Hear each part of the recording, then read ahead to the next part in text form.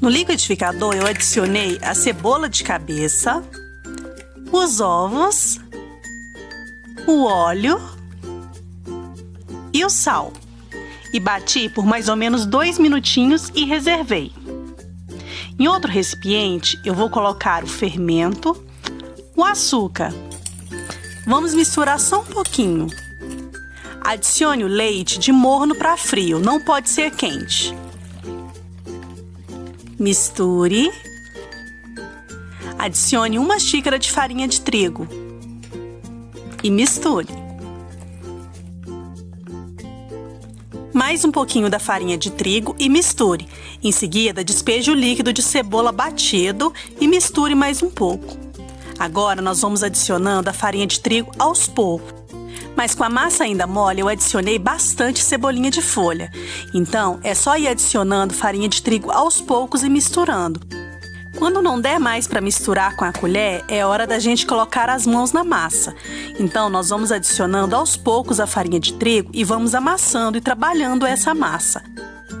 Eu vou ir sovando essa massa e adicionando farinha sempre aos pouquinhos, até que essa massa não grude mais nas minhas mãos.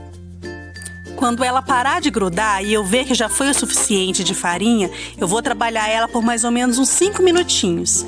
Em seguida, eu vou colocar ela numa vasilha e vou deixar ela descansar por 1h30. Passando 1h30, nós vamos apertar essa massa para interromper o seu processo de crescimento.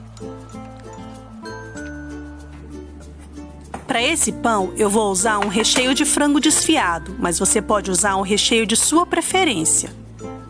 Então eu vou começar a pegar pequenas porçõezinhas da massa e vou começar a abrir na minha mão.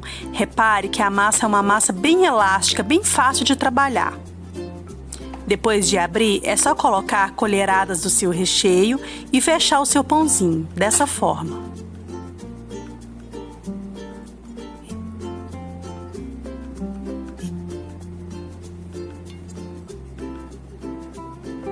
Depois, é só levar numa assadeira untada com margarina e farinha para que seus pãezinhos não grudem.